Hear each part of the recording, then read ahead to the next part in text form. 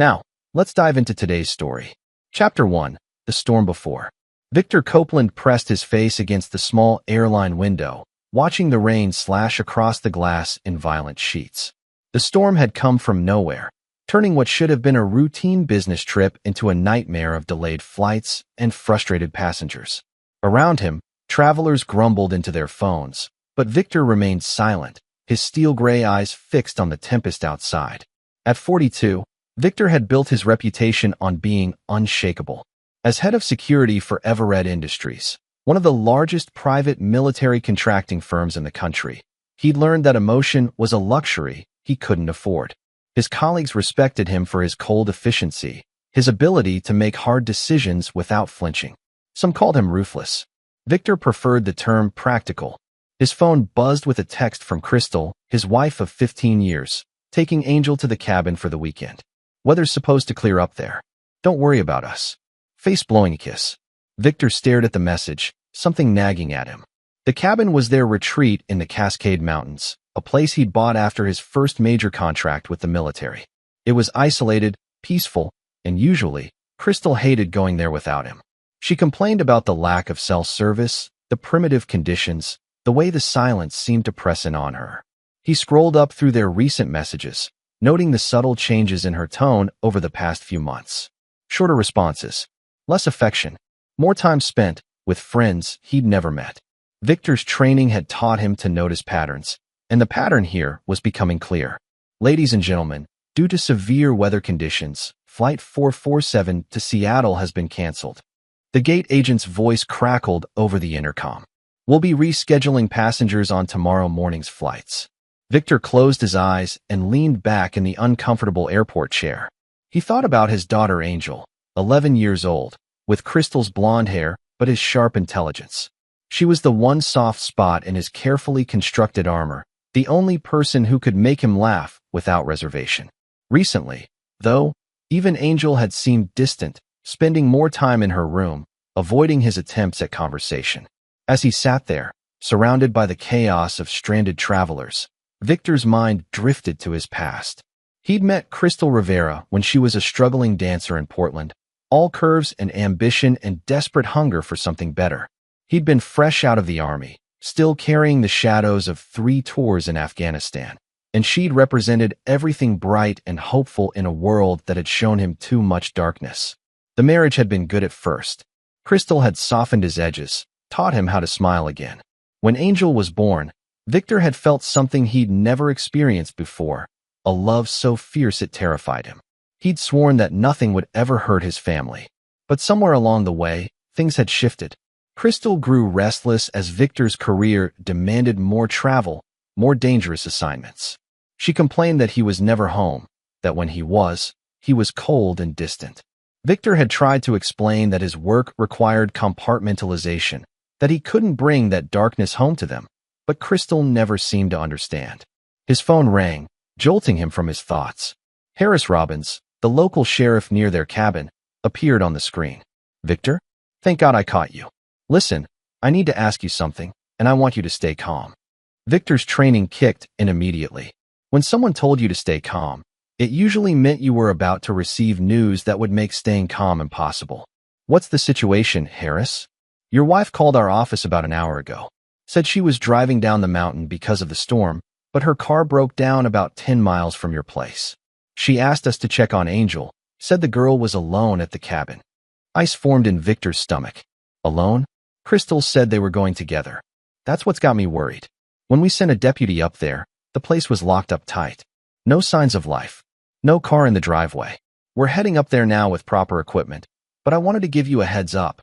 Victor was already moving, heading for the car rental counter. I'm on my way. Should be there by morning if I drive through the night. Victor, the roads are. I'll get there. The line went dead.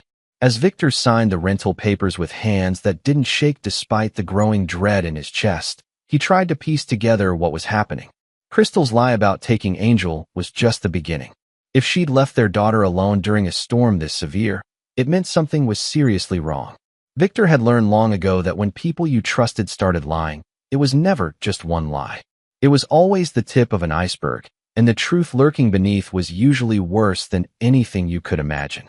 He had 8 hours of driving ahead of him to figure out what that truth might be. Chapter 2. The Call That Changed Everything. Victor's rental car cut through the mountain darkness like a blade, its headlights carving brief glimpses of the treacherous road ahead. The storm had passed, leaving behind a crystalline night that made every shadow seem sharp and threatening. He'd been driving for 6 hours, fueled by black coffee and growing dread, when his phone rang. The caller ID showed Angel's number, the cell phone he'd insisted she carry for emergencies. "Angel? Baby, where are you?"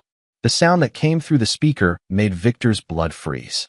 His daughter was sobbing, not the dramatic tears of a child who'd scraped her knee, but the deep, terrified wails of someone who understood real danger. "Daddy." Angel's voice was raw, desperate. "Daddy, please come home. Please." Victor's foot pressed harder on the accelerator. "I'm coming, sweetheart. I'm almost there." "What's wrong? Where's your mother?" "Mommy left." The words came out in a rush between sobs. "Mommy left with Uncle Don. They nailed the door shut, Daddy. I can't get out." "Uncle Don." Victor's hands tightened on the steering wheel until his knuckles went white. Don Davies had been Victor's best friend since their Army days, the best man at his wedding, Angel's godfather. Don, who'd been coming around more often lately, always when Victor was away on business. Don, who Crystal always seemed so happy to see. "Angel, listen to me carefully. Are you hurt?" "No, but I'm scared. It's so dark and cold, and there's no electricity. Daddy, why would Mommy leave me here?" Victor's mind raced. The cabin had a generator, plenty of food, and a landline for emergencies. If the power was out and Angel was trapped inside, it meant someone had deliberately disabled the safety measures he'd put in place. "Sweetheart, I need you to go to the kitchen and look under the sink. There's a toolbox back there. Can you do that?" He heard Angel moving, her footsteps echoing in the cabin. "I found it. Good girl. There's a crowbar in there. Can you reach it?" "It's heavy, but I got it." "Perfect. Now I want you to go to the back door and try to pry off the boards. Start from the bottom and work your way up." As Angel worked, Victor's phone showed another incoming call. "Crystal." He let it go to voicemail, his focus entirely on his daughter. "Daddy, I got one board off. That's my girl. Keep going. I'm only 2 hours away now." But as he said it, Victor noticed something that made his stomach drop. Angel's signal was getting weaker, cutting in and out. In the mountains, that usually meant, "Daddy? Daddy, I smell smoke." The line went dead. Victor immediately tried calling back, but the call went straight to voicemail. He tried the cabin's landline. Nothing. His mind raced through possibilities, each one worse than the last. Fire in the mountains was a death sentence, especially for someone trapped inside a building. His phone buzzed with a voicemail notification. Crystal's message. With hands that trembled for the first time in years, Victor played it back. "Victor, darling." Crystal's voice was light, almost cheerful. "I hope you're not too worried about our little angel. You know, I've been thinking about this moment for months, planning exactly what I'd say to you." Victor's blood turned to ice water. "The truth is, I've hated that little brat since the day she was born. Do you know what it's like, watching your husband love someone more than he's ever loved you? Watching him light up for her in ways he never did for me." The laugh that came through the speaker was cold, brittle. "Don and I have been planning this for a while now. A fresh start, somewhere far away from your suffocating presence. And don't worry about Angel. By the time you get there, it'll all be over. Consider it my parting gift to you. Now you'll know what real loss feels like." The message ended. Victor pulled over to the side of the mountain road, his chest heaving. In his years of military service, he'd seen atrocities that would break most men's minds.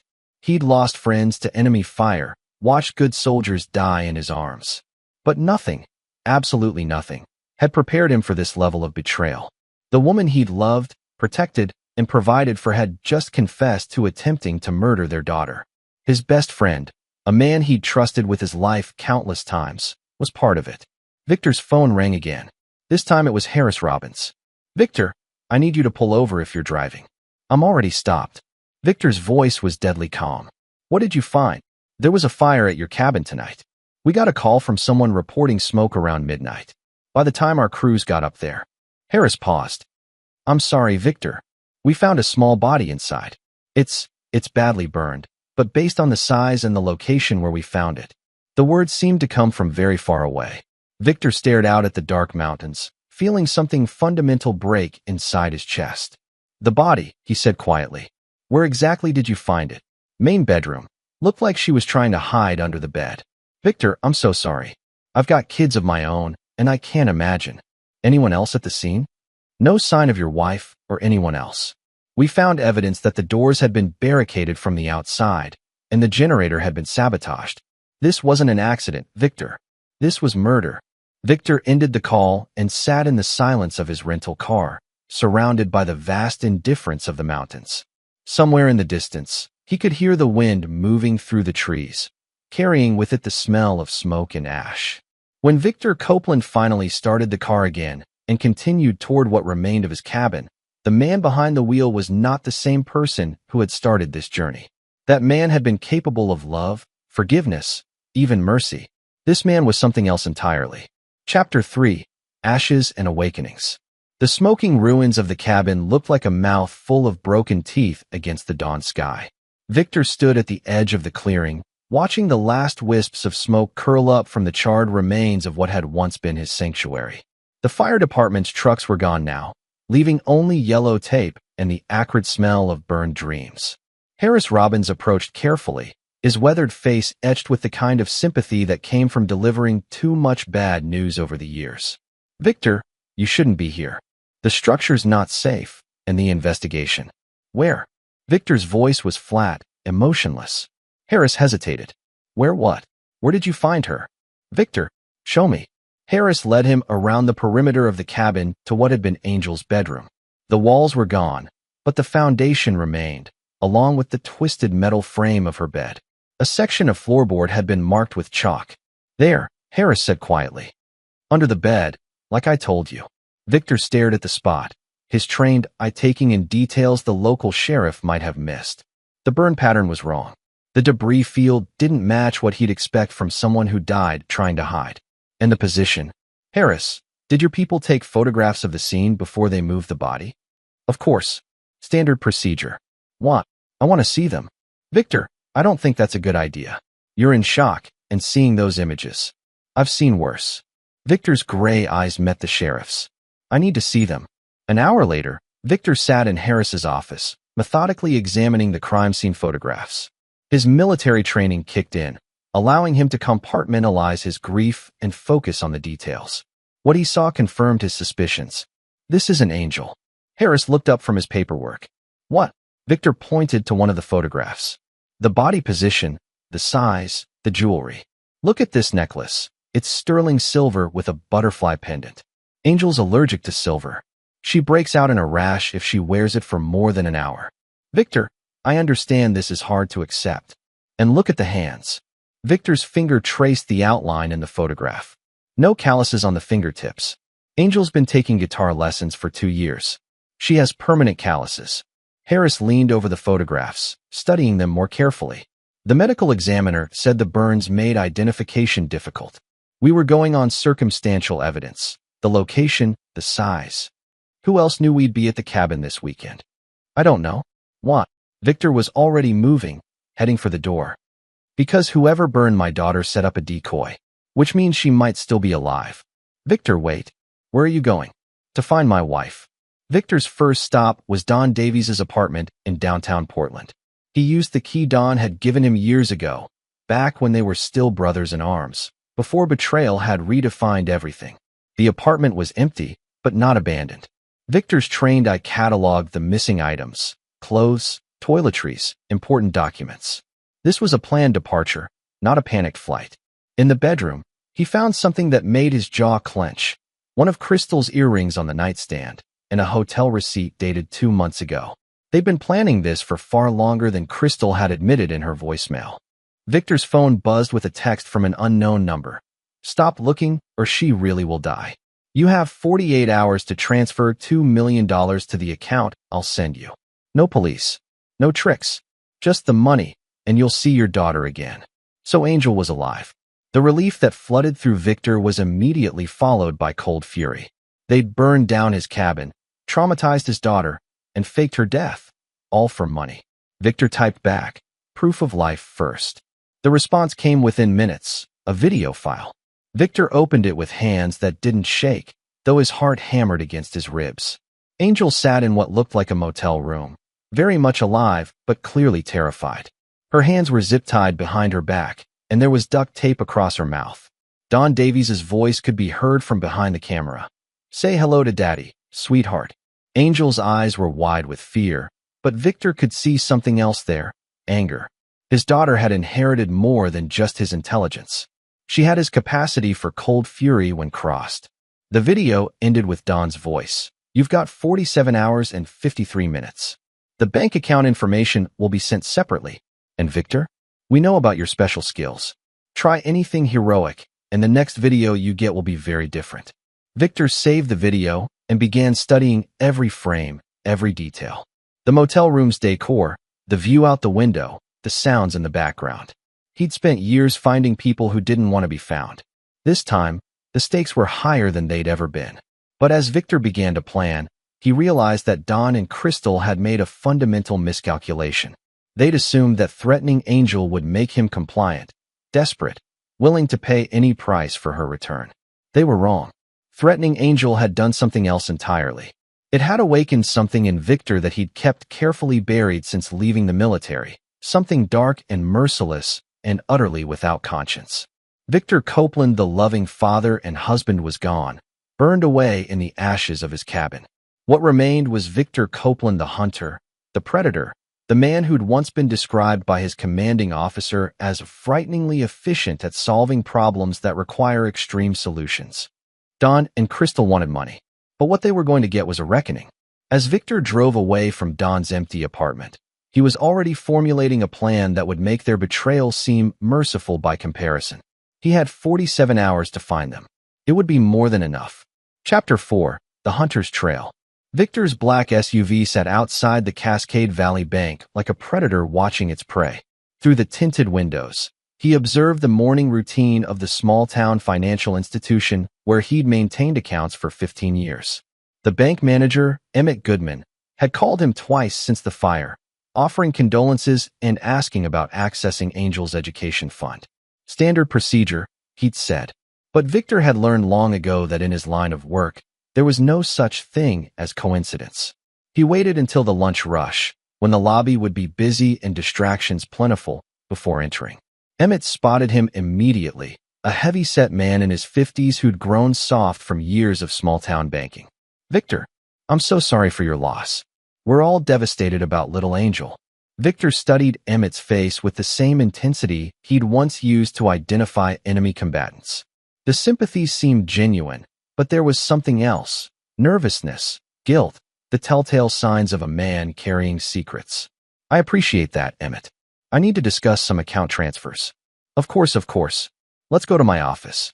In the privacy of Emmett's office, Victor leaned back in his chair and smiled, the kind of smile that had made enemy prisoners very cooperative. "Before we start, Emmett, I need to ask you something, and I want you to think very carefully before you answer." Emmett's face paled slightly. "Okay.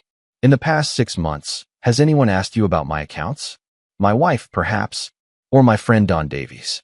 The blood drained from Emmett's face completely. "Victor, banking regulations prevent me from." Victor leaned forward, his gray eyes boring into Emmett's. "My daughter is alive, Emmett. The people who took her think I'm going to transfer $2 million to pay for her return. Now, those people had to know I had access to that kind of money, which means someone told them." Emmett's hands began to shake. "Victor, please, you don't understand. Help me understand. Your wife, she came in about 3 months ago. Said she was planning a surprise for your anniversary, something about a new house. She wanted to know about liquidating your investment accounts." Victor's voice remained dangerously calm. "And you told her? She's your wife. She had your power of attorney documents. Forged, I assume." Emmett nodded miserably. "We didn't know until after. Don Davies came in last week, said you'd authorized him to handle some transfers while you were dealing with the tragedy. He had documentation, signatures. How much did they take? Nothing from your main accounts. But they did get the access codes, account numbers, everything they'd need to know exactly how much you're worth." Victor stood up slowly. "Emmett, I want you to call your security company. Tell them you need the surveillance footage from last week. All of it. I can't just." "You can, and you will. Because when this is over, We're going to have a conversation about your bank's security protocols. And depending on how cooperative you are now, that conversation will either be with me or with federal investigators. 20 minutes later, Victor sat in the bank's security office, watching grainy surveillance footage on a small monitor. When Don Davies appeared on screen, Victor felt something cold settle in his chest. Don moved through the bank with the confidence of someone who belonged there, chatting easily with the tellers, even flirting with the young receptionist. But it was what happened next that made Victor's blood run cold. Angel appeared in the footage, walking beside Don like they were old friends. She looked relaxed, even happy. There was no sign of coercion, no indication that she was being held against her will. Victor rewound the footage and watched it again, studying his daughter's body language. She trusted Don completely.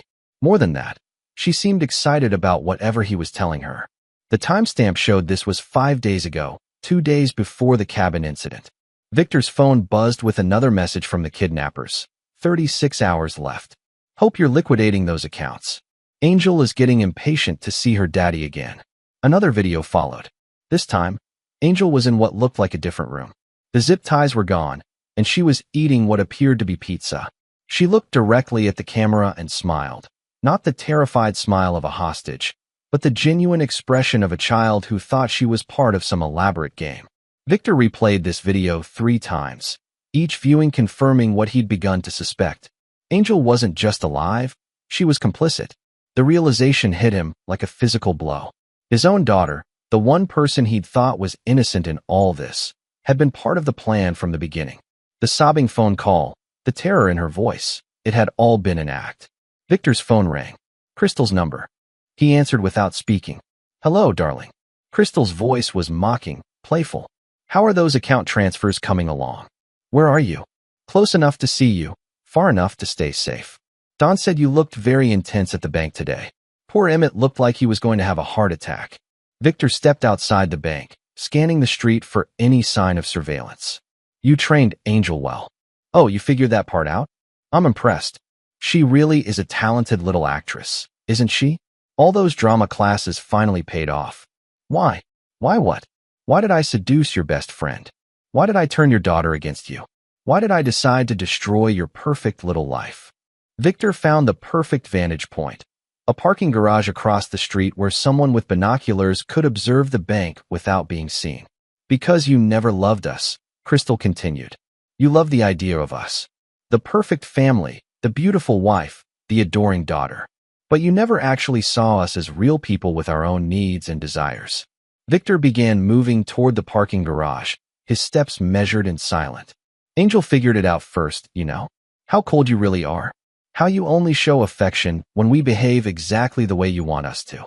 She told me about the time you ignored her for 3 days because she got a B on her math test. I wanted her to do better. You wanted her to be perfect, just like you wanted me to be perfect. The grateful little wife who never questioned why you were gone so much, never asked about the blood on your clothes when you came back from those consulting jobs." Victor reached the parking garage and began climbing the stairs, moving like the predator he'd been trained to be. "Well, guess what, Victor? We're not perfect. We're human beings who got tired of being your dolls. And now we're going to take everything you have and disappear somewhere you'll never find us." Victor reached the 3rd floor and spotted them immediately.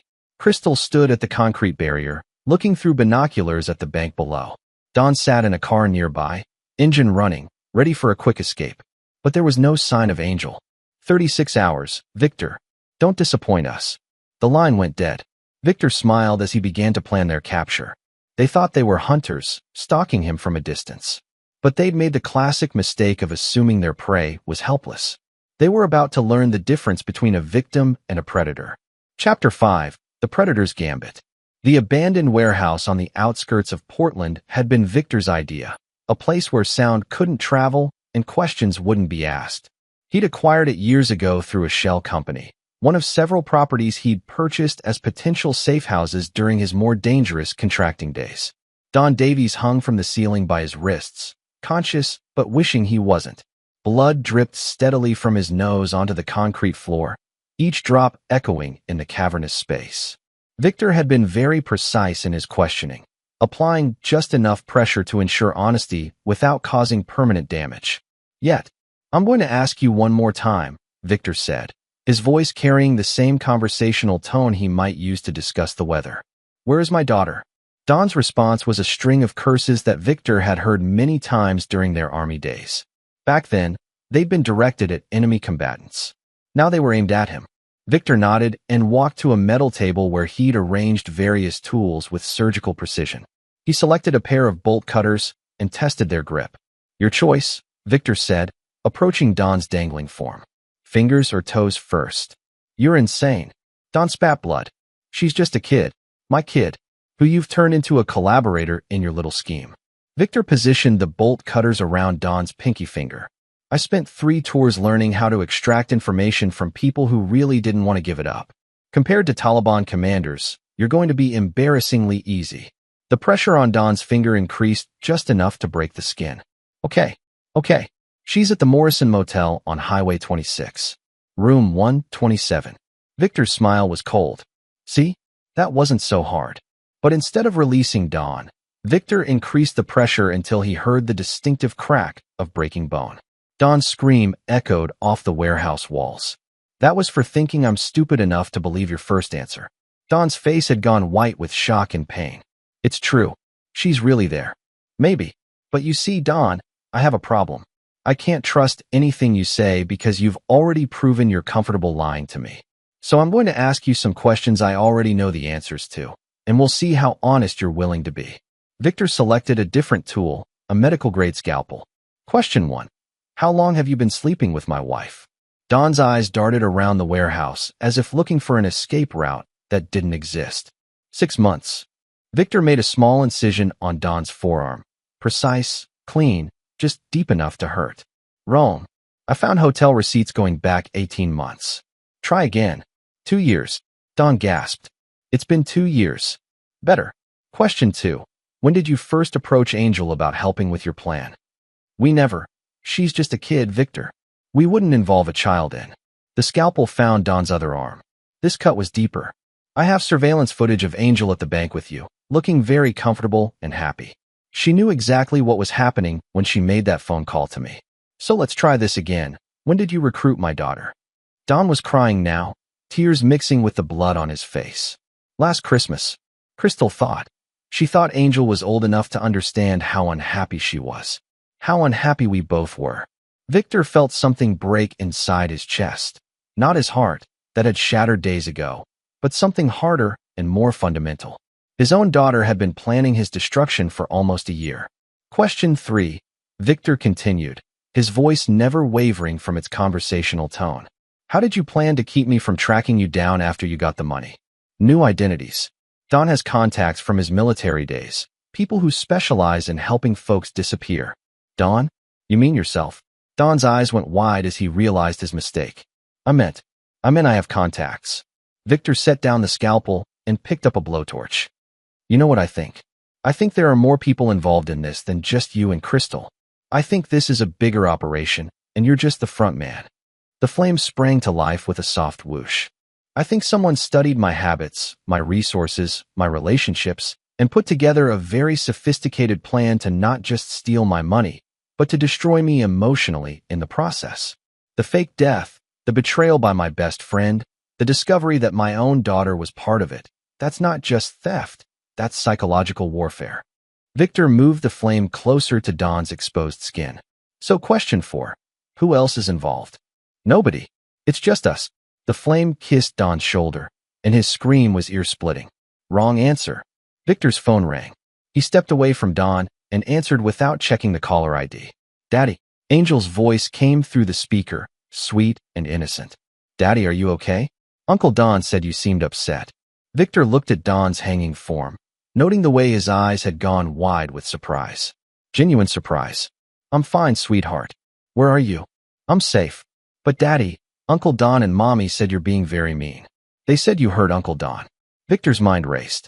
If Angel was calling him freely, if she could hear the conversation, then either they were incredibly confident in their control over the situation, or, Angel, I want you to listen to me very carefully.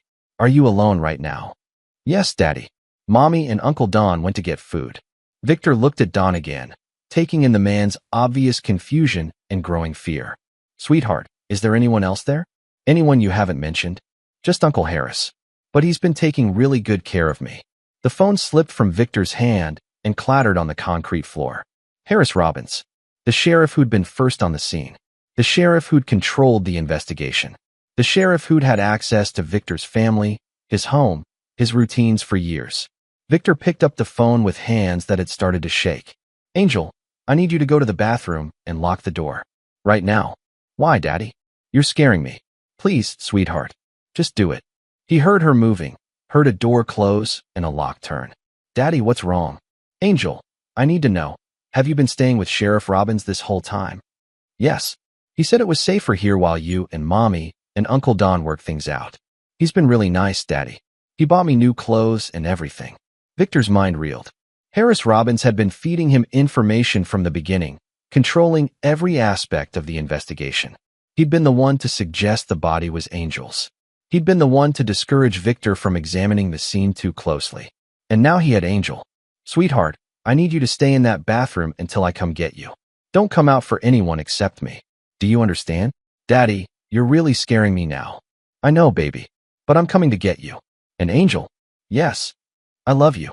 No matter what anyone has told you, no matter what you might think, I love you more than anything in this world. There was a long pause. When Angel spoke again, her voice was small and confused. Daddy? I think I made a big mistake. The line went dead. Victor turned to Dawn, who was staring at him with a mixture of pain and dawning horror. You have no idea what you've gotten involved in, do you? Victor said quietly. Dawn shook his head weakly. Victor cut him down and helped him to a chair. Here's what's going to happen. You're going to tell me everything, and I mean everything, about how this plan came together. Because I think you and Crystal thought you were running a simple extortion scheme, but you've actually been pawns in something much bigger. Don cradled his broken finger against his chest. What do you mean? I mean Harris Robbins has been playing all of us. And now he has my daughter. Victor's phone buzzed with a text from an unknown number. Mr. Copeland, I believe you have something that belongs to me. I suggest we arrange a trade. Your friend Mr. Davies for your daughter. You have 1 hour to decide. Victor showed the message to Dawn, whose face went pale. He's going to kill us all, Dawn whispered. Victor's smile was terrifying in its complete lack of warmth. No, he said quietly. He's not. Chapter 6. The Perfect Trap. The Cascade County Sheriff's Department sat like a fortress against the night sky, its brick facade illuminated by harsh security lights that created deep pockets of shadow around the building's perimeter. Victor crouched in those shadows, watching the building through military-grade night vision goggles, cataloging entry points and security weaknesses with the cold efficiency of a man who'd done this before. Harris Robbins was inside. So was Angel.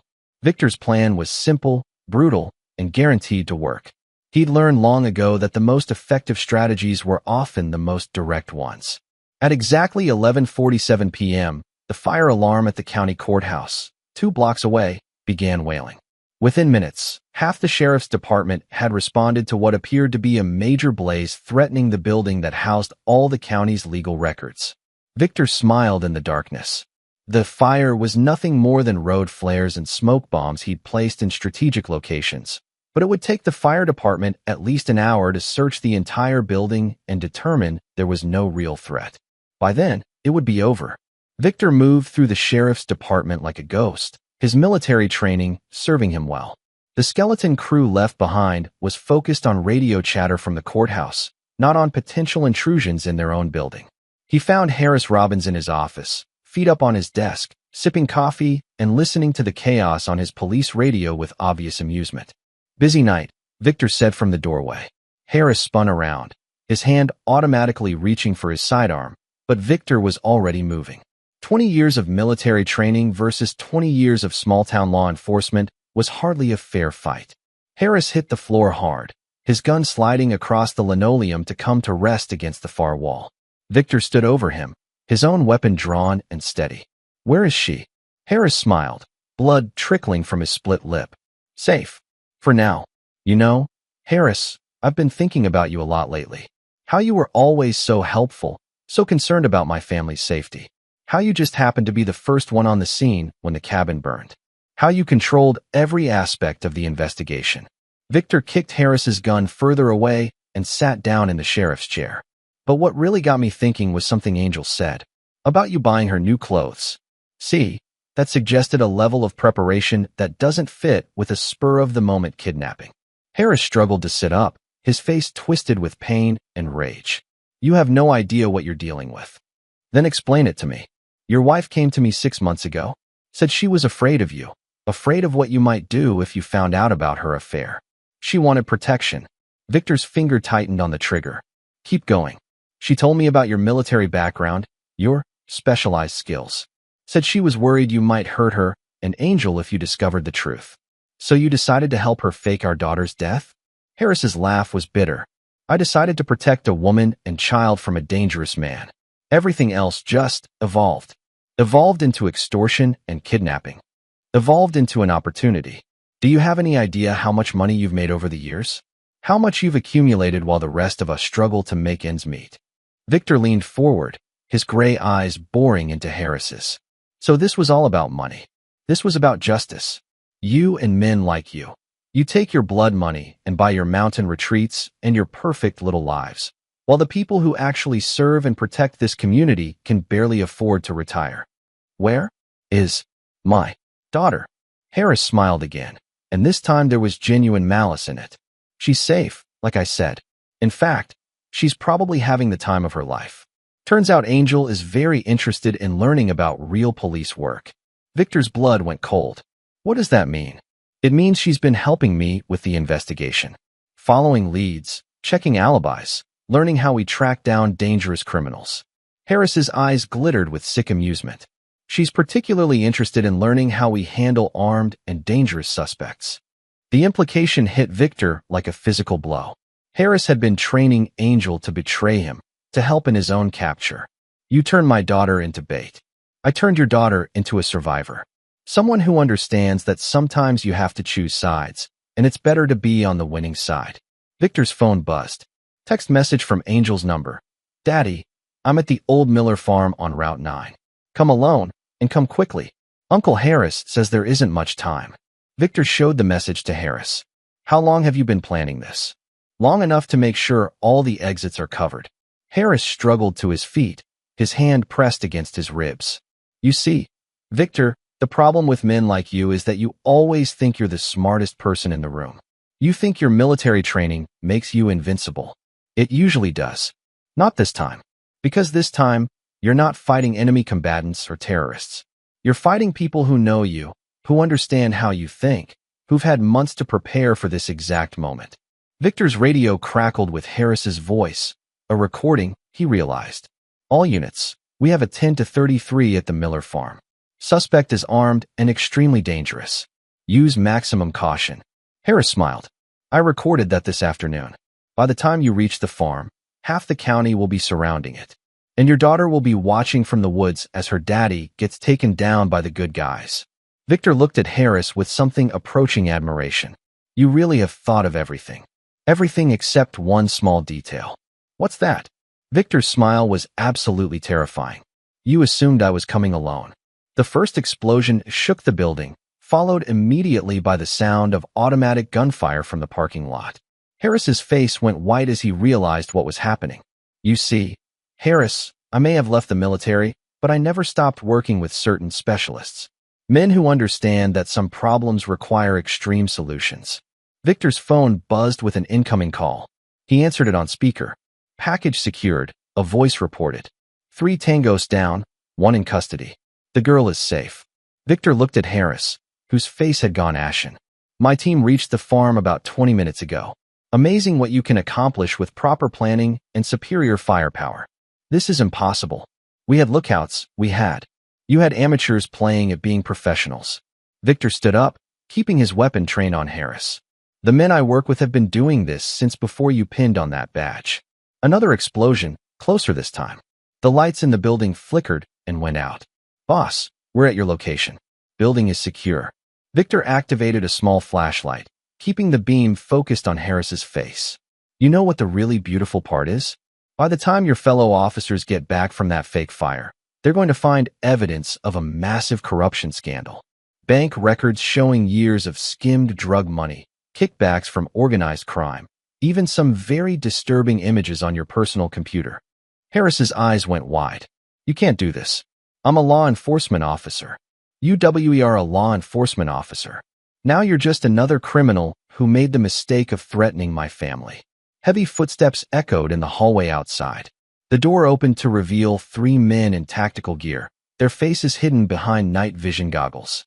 Sir, the building is clear. What are your orders? Victor looked down at Harris, who was now openly weeping. Take him to the secondary location. Make sure he understands exactly how much pain he's caused my family before you dispose of him. Victor, please. Harris gasped. I have a family too. Victor's expression didn't change. You should have thought about that before you involved mine in your schemes. As the tactical team dragged Harris away, Victor allowed himself a moment of satisfaction. But it was only a moment. There was still one more betrayer to deal with. Crystal was waiting. Chapter 7. The Wife's Reckoning. The safe house in the mountains looked exactly like what it was, a fortress designed by someone who understood that sometimes survival required complete isolation from the civilized world. Victor had purchased it through a series of shell companies 5 years ago, during a particularly dangerous contract in Eastern Europe. Now it would serve as the setting for the final act of his revenge. Crystal sat bound to a chair in the main room, her perfect makeup smeared with tears, her designer clothes torn and dirty. Beside her, Don Davies slumped in his own restraints, his face a map of bruises and his broken fingers splinted with medical tape. They'd both been unconscious when Victor's team delivered them, and the reality of their situation was only now beginning to sink in. Victor entered the room carrying a tray of medical instruments, each one clean and sharp and precisely arranged. He set the tray on a table where both captives could see it clearly. Good morning, he said pleasantly. I trust you both slept well. Crystal's response was a string of curses that would have made a sailor proud. Don just stared at the instruments with growing horror. Now, Victor chided. That's no way to talk to your husband, Crystal. Especially considering our current circumstances. You're insane, she spat. You can't just kidnap people, and I can do whatever I want, Victor interrupted, his voice remaining conversational. You see, according to official records, you and Don died in a car accident 3 days ago. Very tragic. Apparently, you were fleeing the scene of a kidnapping when you lost control on a mountain curve. Victor picked up a photograph from the table and showed it to them. It depicted a burned-out car at the bottom of a ravine, 2 bodies visible in the front seats. DNA evidence will eventually prove those aren't your bodies, of course. But by then, the case will be closed, the insurance money will be paid, and I'll be free to grieve my deceased wife and her lover in private. Don found his voice. Victor, please. We can work something out. The money, we can give it all back. The money. Victor laughed, a sound completely devoid of humor. Don, you still don't understand. This was never about money. He walked to a window that looked out over the mountain wilderness. Miles of forest stretched in every direction, broken only by the occasional dirt road or hunting trail. This is about betrayal. This is about 2 people I trusted with my life, with my daughter's life, who decided that their happiness was worth destroying everything I held dear. Victor turned back to face them, and both captives shrank back at the expression in his eyes. But most of all, this is about consequences. You see, in my line of work, there are very clear rules about what happens to people who betray their partners. Very clear, very permanent consequences. He selected a scalpel from the tray and tested its edge against his thumb. Crystal, let's start with you. I want you to tell me about the first time you decided I had to die. I never wanted you to die. I just wanted out. Wrong answer. Victor made a small cut on Crystal's forearm, just deep enough to draw blood. Her scream echoed off the cabin walls. You see, I've had 3 days to review all your communications, all your financial records, all your little plans. I know about the life insurance policies you took out on me. I know about the inquiries you made into my will. I know about the accidents you researched on the internet. Another cut, slightly deeper. So let's try this again. When did you first decide I had to die? Crystal was sobbing now, her perfect composure completely shattered. Last Christmas, when you gave Angel that new rifle and taught her how to use it, I realized you were turning our daughter into a killer, just like you. Victor paused, the scalpel hovering over her arm. I was teaching her to protect herself. You were teaching her that violence solves problems, that people who cross you deserve to be hurt. People who cross me do deserve to be hurt. He made another cut, this one on her other arm. Tell me about Angel's involvement. She volunteered, Don said suddenly, his voice hoarse with pain. When Crystal told her about the plan, Angel said she wanted to help. Victor's attention shifted to Don. Explain. She said she was tired of pretending to be your perfect little daughter. Said she wanted to see what would happen if someone finally stood up to you. The scalpel found Don's shoulder, slicing through his shirt to the skin beneath. Keep talking. She helped us plan the phone call, the fake death scene. She even suggested using a body from the morgue. Said it would be more convincing than just burning down an empty cabin. Victor's hand stilled. What body? Don's face went pale as he realized what he'd revealed. A homeless woman. Harris got it from the county morgue. Angel said no one would miss her. The scalpel clattered to the floor as Victor stepped back, his face contorting with rage and disgust. My daughter, my 11-year-old daughter, suggested desecrating a corpse? She said it was just like the movies, Crystal whispered. She said you taught her that some people don't matter as much as others. Victor grabbed Crystal by the throat, his fingers tightening until she began to turn blue. I never taught her that. I taught her to value life, to protect the innocent. You taught her to be like you. Crystal gasped. Cold, calculating, willing to do anything to win. Victor released her and stepped back, his chest heaving. In the silence that followed, he could hear his own heartbeat, loud and fast in his ears. Where is she now? Safe, Don said quickly. She's with my sister in Canada. New identity, new life. She'll never have to see you again. Victor's phone buzzed with an incoming call. Unknown number. He answered without speaking. Hello, Daddy. Angel's voice was different now. Older, harder, completely lacking the innocence he remembered. I suppose Uncle Don told you about my suggestions for the plan. I hope you're not too disappointed in me. Victor's grip tightened on the phone. Where are you? Close enough to watch. Far enough to stay safe. I learned that from you, remember? Always have an exit strategy. Through the window, Victor could see a small figure on a distant ridge, too far away to reach, but close enough to observe everything happening in the cabin. Why, Angel? Why did you do this? Because I wanted to see if you really were the monster everyone said you were. And guess what, Daddy? You are. The phone went dead. Victor stared out the window at the distant figure, understanding finally flooding through him. This had all been a test, engineered by his own daughter to prove to herself that he was capable of the kind of brutality she'd only heard whispered about. And he'd passed her test with flying colors. Victor looked at Crystal and Dawn, both watching him with fear and desperate hope, waiting to see what he would do next. He picked up the scalpel. Angel was right about one thing, he said quietly. I am exactly the monster you all thought I was. What happened next in that isolated cabin would never be officially recorded. But 3 days later, when Victor Copeland emerged from the mountains alone, he was carrying the kind of satisfaction that comes from a job completed with absolute thoroughness. Justice, he'd learned, was sometimes a very personal thing. Chapter 8. The Daughter's Gambit. Victor found Angel at their old fishing spot by Sterling Lake, the place where he'd taught her to cast a line when she was 6 years old. She sat on the familiar fallen log, her legs swinging over the water, looking for all the world like the innocent child she'd once been. But the rifle across her lap told a different story. Hello, Daddy. Victor approached slowly, his hands visible and empty. Even now, even knowing what she'd done, his instinct was to protect her. Hello, sweetheart. Did you enjoy your time at the cabin? Angel's voice carried a casual curiosity, as if she were asking about his day at the office. It was educational. Angel smiled, the same bright expression that had once melted his heart. Now it made his blood run cold. I thought it might be. I've been watching through the scope for the past hour. You're very thorough in your work. Victor stopped about 10 feet away, close enough to talk, far enough to react if necessary. How long have you been planning this? Since I was 9. That's when I first started understanding what you really did for a living. All those consulting trips, all those mysterious phone calls, all those nights when you'd come home covered in other people's blood. Angel shifted the rifle slightly, not quite pointing it at him, but making it clear she could if needed. I started researching you online. Do you know how many people have died because of your work? How many families you've destroyed? Those were bad people, Angel. People who hurt innocents. According to who? According to you. Angel's laugh was bitter, too old for her 11-year-old face. You appointed yourself judge, jury, and executioner for anyone who crossed your path. Victor felt something crack inside his chest. I was protecting people. I was protecting you. You were teaching me that violence is the answer to everything. That people who betray you deserve to die.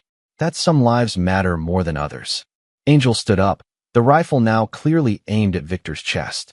So I decided to give you exactly what you taught me. A world where betrayal has consequences. Where people who cross you pay the ultimate price. I never wanted you to become like me. Then you should have been a better example. They stood there in silence for a long moment. Father and daughter, predator and prey, teacher and student. The lake lapped gently at the shore, indifferent to the tragedy playing out on its banks.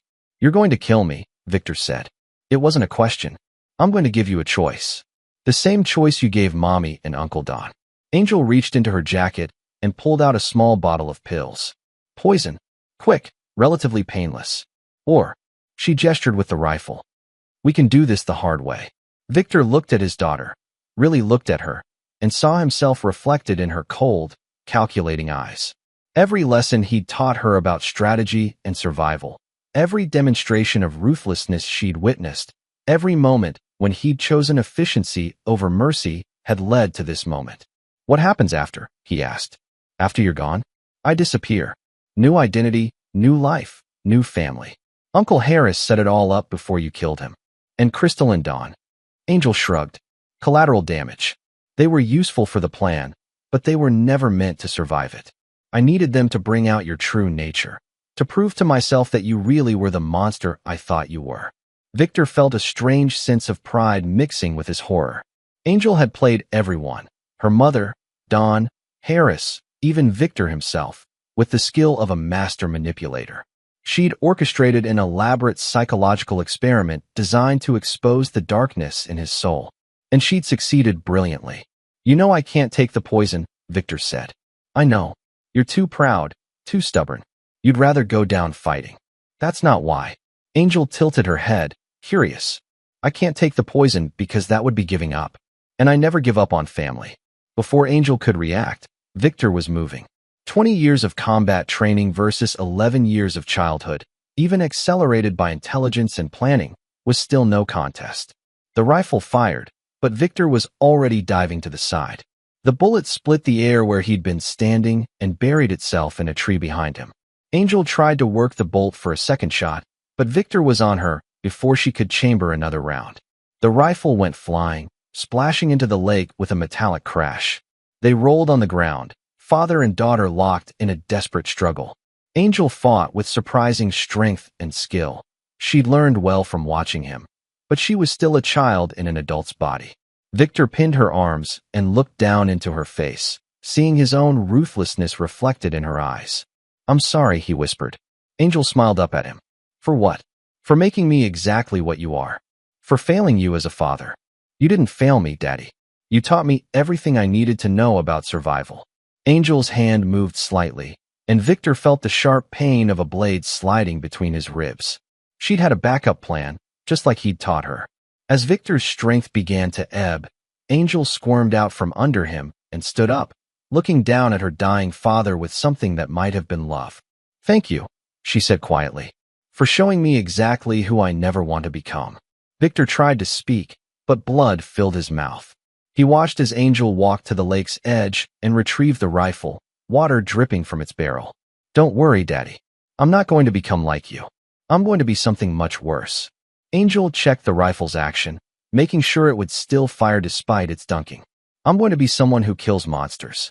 The last thing Victor Copeland saw was his daughter walking away into the forest, carrying the weapon he'd taught her to use, on her way to hunt down the kind of people he'd once been hired to eliminate. In the end, his greatest success and his ultimate failure were the same thing. He'd created a predator more dangerous than himself. Justice, it seemed, had a sense of irony. Chapter 9, The Monster's Legacy. 5 years later. The newspaper headline read, Mysterious Vigilante Strikes Again. International War Criminal Found Dead in Swiss Hideout. Below it, a smaller story detailed the discovery of Anton Volkov, a man wanted for genocide in 3 countries, found executed in his heavily guarded compound with surgical precision. Detective Stuart Ross set down the newspaper and looked across his desk at the file that had been consuming his life for the past 18 months. 16 cases spread across 4 continents, all bearing the same signature. Meticulous planning, perfect execution, and targets who were universally regarded as monsters who had escaped justice through wealth, connections, or political protection. The press had dubbed the killer the Reaper, but Stewart suspected the truth was far more complex and terrifying. Any new leads on the vigilante cases? Detective Emmett Goodman asked, settling into the chair across from Stewart's desk. Maybe. I've been working on the psychological profile, trying to understand what drives someone to hunt war criminals and corrupt officials with this level of precision. Stewart opened the file and spread out crime scene photos. Each one showed the same pattern. The target found dead, usually by poison or a single gunshot, with evidence of extensive surveillance and planning. What's interesting is the targets themselves. These aren't random killings. Each victim was someone who had committed atrocities against civilians, particularly children. Someone with access to international intelligence networks and military-grade training. Emmett studied the photos. Former military? CIA. That's what we thought initially. But look at this. Stewart pulled out a map marked with red pins showing the locations of each killing. If you follow the timeline and geographical pattern, it tells a story. The killer started in the Pacific Northwest 5 years ago, then moved systematically across the country and eventually internationally. Always staying ahead of law enforcement. Always choosing targets that local authorities couldn't or wouldn't pursue. You think they're American? I think they're very young, extremely intelligent, and operating with resources that suggest either government backing or access to significant private funding. Stewart's phone rang. He glanced at the caller ID and saw it was his contact at Interpol. Ross here. Stewart, we've got another one. This time it's Viktor Petrov, the Russian arms dealer who's been selling weapons to terrorist organizations in Africa. Stewart grabbed a pen. Where? Monaco. Same MO, single gunshot. No witnesses, perfect escape. But this time, we might have caught a break. What kind of break? Security footage from a nearby hotel. We can't see the shooter clearly, but we got a partial profile. Stewart, I think our vigilante might be a teenager. Stewart felt his blood run cold. A teenager with the skills to eliminate international criminals was either a prodigy, trained by professionals, or something much more disturbing. Send me everything you have. I'll be on the next flight to Monaco. After ending the call, Stewart stared at the map of killings, a new pattern beginning to emerge. He pulled out a different file, one he'd kept separate from the vigilante investigation, and opened it to a 5-year-old missing persons report. Angel Copeland, age 11, disappeared from the Pacific Northwest around the same time the vigilante killings began. Father, Viktor Copeland, deceased, former military contractor with specialized skills in elimination and extraction. Mother, Crystal Copeland, deceased, killed in what authorities believed was a murder-suicide involving her husband. Stewart had dismissed the connection initially. What could an 11-year-old girl have to do with international assassinations? But now, looking at the timeline and the methodical nature of the killings, a horrifying possibility was taking shape. His computer chimed with an email from Interpol. The Monaco security footage was attached. Stewart opened the video file and watched grainy black and white footage of a figure moving through a hotel lobby. The image quality was poor, but there was something about the person's movement, their size, that supported his growing suspicion. He enhanced the image as much as possible and studied the figure's face. What he saw made his hands shake. It was definitely a teenager. Female, blonde hair, moving with the confidence and precision of someone far older and more experienced. Stewart reached for his phone and dialed his supervisor. Captain, I need to request international cooperation on the vigilante case. I think I know who we're looking for, and if I'm right, we're dealing with something unprecedented. What do you mean? I mean we're hunting a 16-year-old girl who's been systematically eliminating some of the world's most dangerous criminals for the past 5 years. And based on her success rate, she's better at it than most government assassins. There was a long pause on the other end of the line. How sure are you about this? Stewart looked at the photo of Angel Copeland in her missing persons file, a smiling 11-year-old with bright eyes and an innocent expression that gave no hint of what she would become. Sure enough to recommend that we approach this very, very carefully. Because if Angel Copeland is our vigilante, then we're not just dealing with a killer. We're dealing with someone who learned from one of the most dangerous men in the world how to hunt human predators. What's your recommendation? Stewart closed the file and stared out his office window at the busy street below, thinking about a little girl who had been shaped by violence and is something the world had never seen before. We find her before she decides we're the monsters who need to be eliminated. The phone went dead, leaving Stewart alone with the growing certainty that Angel Copeland, if that was still her name, was out there somewhere, planning her next hunt. And somewhere in the back of his mind, a small voice wondered if the world might actually be a better place with monsters like her in it. After all, someone had to hunt the hunters. In a small cafe in Prague, a young woman with carefully dyed brown hair closed her laptop and smiled at the news report playing on the television above the bar.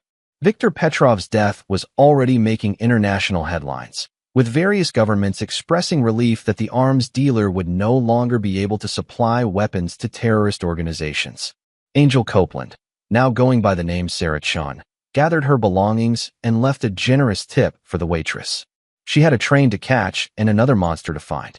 As she walked through the crowded streets of Prague, she thought about her father and the lessons he'd taught her. He'd been right about one thing. The world was full of predators who preyed on the innocent. He'd just been wrong about who should be hunting them. Viktor Copeland had created a monster to fight monsters. And his monster was very, very good at her job. In her pocket, Angel's phone buzzed with a message from one of her many information sources. A new target had been identified, a human trafficker operating out of Bangkok who specialized in selling children to the highest bidder. Angel smiled and quickened her pace. She had work to do. The student had become the teacher, and the world's monsters were about to learn what justice really looked like when it came from someone who truly understood the nature of evil. After all, it takes a monster to catch a monster. And Angel Copeland was the best monster her father had ever created. Epilogue. Detective Stuart Ross never did catch Angel Copeland. Over the next 3 years, the vigilante killings continued across 6 continents, each one more precise and audacious than the last. The death toll of international criminals, corrupt officials, and human predators climbed into the dozens. Governments quietly stopped investigating the killings. After all, Angel only targeted people who richly deserved to die, people who had escaped justice through wealth, political connections, or geographic isolation. The world became a slightly safer place, one dead monster at a time. And somewhere in the shadows, a young woman who had learned the art of hunting from the most dangerous teacher imaginable continued her father's work, not as he had taught her, but as she had chosen to interpret his lessons. Viktor Copeland had wanted to create a weapon. Instead, he had created justice. Cold, brutal, unforgiving justice that would never stop hunting until every monster was dead. His daughter had indeed learned everything he had to teach her. She had simply chosen to be better at it than he ever was.